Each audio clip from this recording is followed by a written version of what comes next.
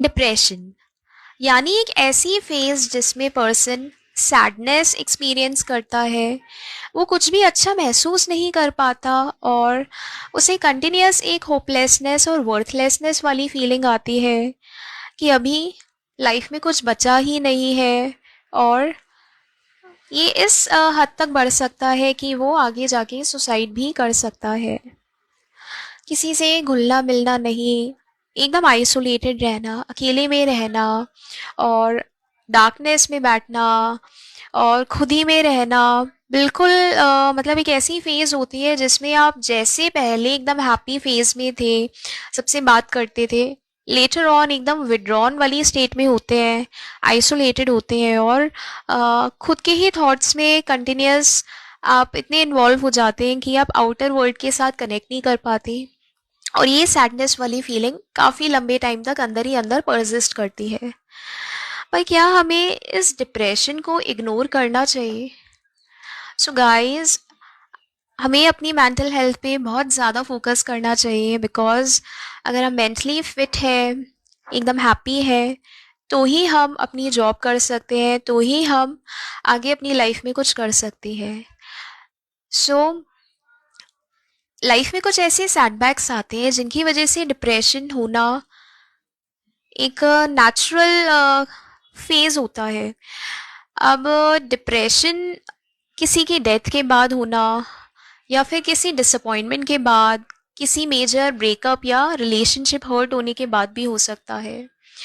कोई financial loss या कोई पोस्ट या फिर किसी रेप्यूटेशन या डिग्निटी हर्ट होने के बाद भी कुछ लोगों में डिप्रेशन देखने को मिलता है। अब इन्हीं माइंड वाले सिम्टम्स के बेसिस पे हमारी होम्योपैथी में कुछ बहुत ही यूज़फुल दवाइयाँ आती हैं और इन मेडिसिन से हम डिप्रेशन में काफ़ी हेल्प कर सकते हैं। हमारी सबसे पहली मेडिसिन होती है नाट्रम म्यूर।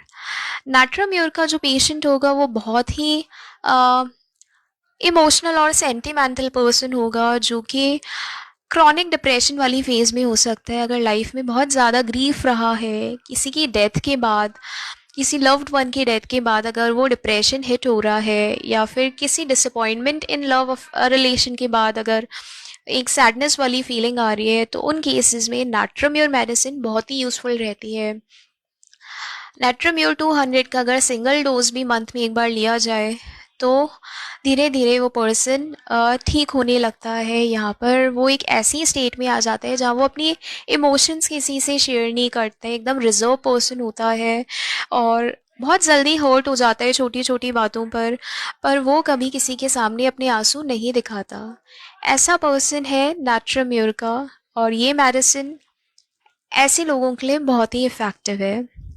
हमारी दूसरी दवाई है इग्नेशिया एमरा। अगर पर्सन बहुत ही हिस्टेरिकल है और उसकी लाइफ में डिप्रेशन भी है, पर वो समझ में नहीं आ रहा है, पर्सन का नेचर अनप्रडिक्टेबल होगा, कभी वो हंसेगा कभी रोएगा और मूड स्विंग्स होंगे, बहुत इजीली वो रिएक्ट कर देगा चीज़ों को लेकर, बहुत साइलेंट ब्रूडिंग होगी, अंदर ही अंदर वो घुट के रहेगा, अंदर ही अंदर वो ग्रीफ बना रहेगा। इसी सडन शॉक या सडन ग्रीफ के बाद अगर ये वाली फेज़ आ रही है जहाँ पर उसका नेचर समझ में नहीं आ रहा है, अनप्रडिक्टेबल है और काफ़ी कॉन्ट्रडिक्शंस दिख रहे हैं उसके नेचर में, तो यहाँ इग्नेशिया मेडिसिन काफ़ी अच्छा वर्क करती है। हमारी नंबर थर्ड मेडिसिन है ऑरम मैट। ऑरम मैट भी क्रॉनिक डिप्रेशन में बहुत ही अच्छा वर्क करती है।